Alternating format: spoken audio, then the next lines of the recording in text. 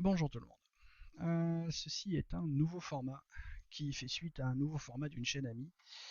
Parce qu'en fait, lorsque Draw My Economy a publié la vidéo que vous avez vue passer à 14 heures, puisque c'est à ce moment-là que je l'ai publiée, ça a éveillé une envie de réponse. Alors, pas une réponse genre ah, t'as dit des bêtises, je vais te massacrer, machin. Ça a éveillé une envie d'une espèce de contre-analyse. Donc du coup, je tente ce nouveau format qu'on réutilisera peut-être justement sur des réponses à donner ou sur des contre-analyses ou des compléments d'analyse à donner sur certains articles, certaines vidéos publiées ou des choses comme ça. Entrons tout de suite dans le vif du sujet, mais avant ça, je vous ai mis le lien en description pour voir la vidéo de Draw My Economy. Des fois que vous ne l'auriez pas vu à 14 heures, en même temps on est lundi à 14 heures, vous êtes peut-être au travail. Prenez quelques secondes, faites pause, clique comme ça, et puis allez voir la vidéo. Il y en a pour 6 minutes, donc c'est pas très très long. Et gardez bien ça en tête pour revenir regarder la suite de cette vidéo. Merci d'être venu.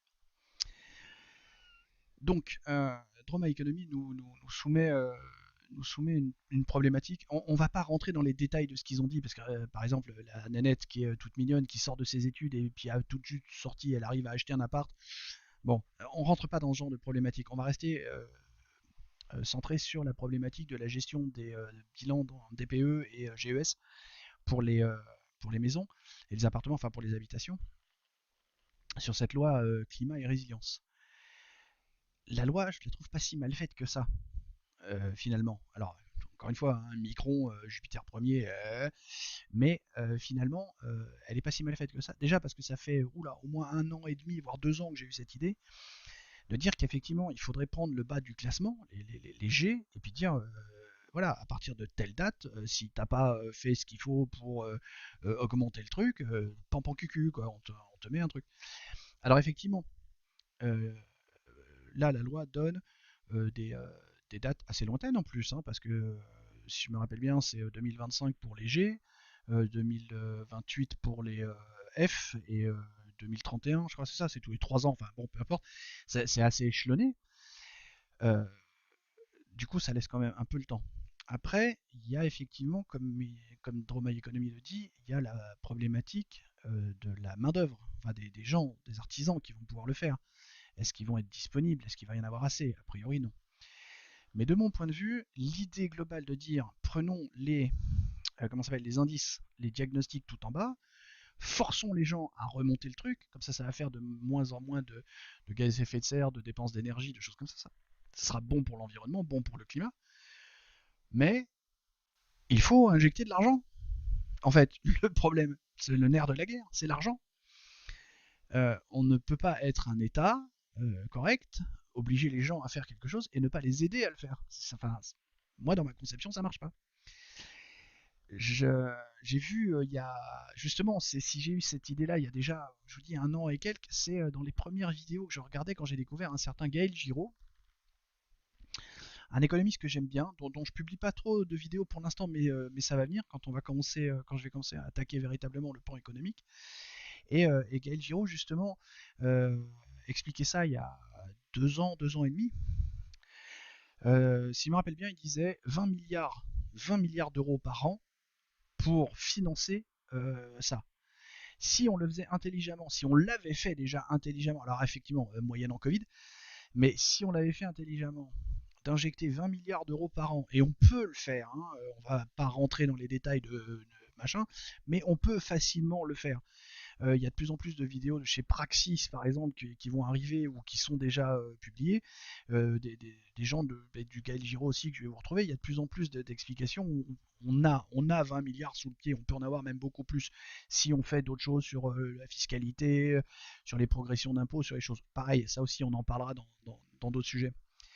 Donc injecter 20 milliards par an, ça permet de renouveler 500 000 logements, si je me rappelle bien. C'est une idée à la base d'un certain François Ruffin, que, bon, politiquement, je suis pas de son bord, mais je l'aime bien. J'aime bien ce gars-là. Il a une bonne analyse, je trouve.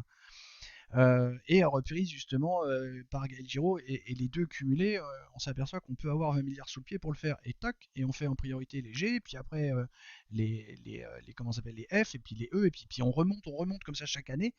On met 20 milliards et on remonte les priorités pour voir où en sont les trucs. Et tout le problème de la loi, mais surtout tout le problème, parce que encore une fois, c'est pas la loi qui va poser souci, c'est la manière dont elle va être appliquée. Notre gouvernement actuel va appliquer ça de n'importe comment, par de la force, par de la violence, par n'importe quoi, et ne va pas faire ce qu'il faut. Parce qu'en plus, réinjecter 20 milliards par an là-dedans, c'est les réinjecter dans l'économie réelle. Ça m'emmerde de dire ça parce que c'est des discours de pseudo-banquiers, mais ces 20 milliards-là, ils vont être, euh, enfin, ils devraient être donnés à des gens qui possèdent des immeubles à rénover. Alors, moyennant conditions de ressources, moyennant plein de trucs. Il ne faut pas juste les donner pour dire on les donne. Il faut regarder à qui et comment on les donne. À un minimum, bien sûr. Mais ils vont être donnés. Ce qui fait que ça va payer des artisans.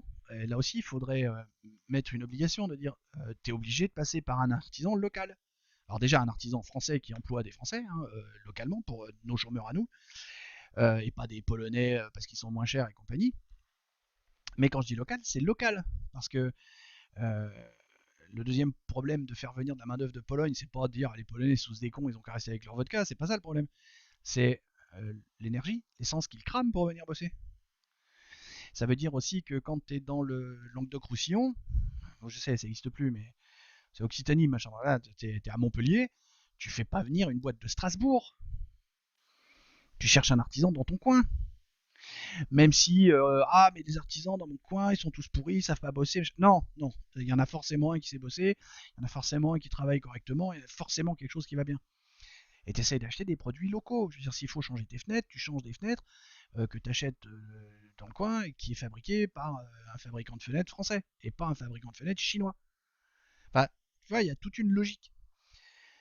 Et encore une fois, trouver 20 milliards pour faire ça dans des conditions comme ça, et je rentre volontairement pas trop dans les détails parce que sinon on fait une vidéo d'une heure et demie et ça va pas le faire.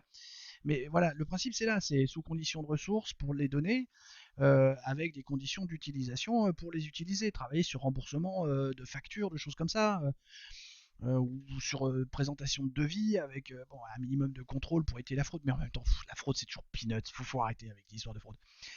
Euh, je crois que j'ai publié un truc de Ozo Causé justement qui parle de la fraude sociale. Faut arrêter, c'est n'importe quoi. L'histoire de fraude, la fraude fiscale, ouais, ça oui. Mais en même temps, c'est pas la fraude fiscale, c'est de l'optimisation fiscale. Mais tout ce qui est fraude sociale, fraude des particuliers, faut arrêter, c'est des conneries. C'est peanuts. Il y a toujours des brebis galeuses, il y a toujours, on est en France, on aime bien contourner le truc, mais bon. Donc tout le problème de cette loi climat et résilience, et attention, parce que je ne me suis pas paluché tout le reste de la loi, je me suis concentré sur justement le sujet de la vidéo de Droma Economy, euh, sur la partie des logements et par rapport au diagnostic, au DPE et au diagnostic GES. On ne parle que de cette partie de la loi. C'est un chapitre sur, je ne sais plus combien, là, 7 ou 8 chapitres, et c'est le chapitre 5, je crois, qui parle du logement. Attendez, je vérifie parce que je l'ai là, c'est ça. Le titre, pardon, pas le chapitre, le titre. Vous verrez, je vous ai mis le lien Légifrance. Titre 5, se loger.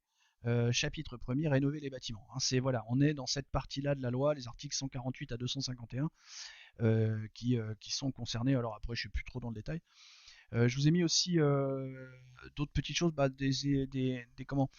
des éditions législatives qui vous fait un condensé, un résumé de cette loi. Je vous ai mis un truc qui vient de se loger, qui fait un truc encore plus accessible pour le grand public, pour savoir d'où vient en fait le truc avec l'explosion des mises en vente de biens qui sont dans des catégories GAD. Et puis je vous ai mis, bien entendu, des choses officielles, l'ADEME qui vous explique tout sur les bilans GES pour savoir comment ça se calcule, comment c'est fait et compagnie. Et un truc qui vient du gouvernement direct pour le DPE, puisque visiblement c'est pas l'ADEME qui s'occupe du DPE. Euh, donc voilà, vous avez tout ça. Après, effectivement, sur les bilans, c'est pareil. Il y a un autre truc dans lequel je rentre pas parce que je veux pas trop rallonger la vidéo. On ne rentre pas dans le détail de comment c'est calculé. Pourquoi? Parce que je sais qu'il y a des choses sur des professionnels qui sont pas tous d'accord sur les méthodes de calcul, sur les barèmes, sur les échelonnements, sur tout un tas de choses comme ça. Je vais mettre ça comme sujet disponible dans l'agenda. Et donc vous pourrez, si ça vous intéresse, si vous voulez qu'on approfondisse, on pourra traiter ça sur une semaine comme on a fait là, ou comme on fait la semaine prochaine, enfin à partir de mercredi, comme on fait sur le nucléaire. Voilà, donc ce nouveau format, c'est vraiment le format unique que j'essaie de faire autour de 10 minutes pour, euh, pour répondre à une vidéo, à une problématique précise posée dans une vidéo.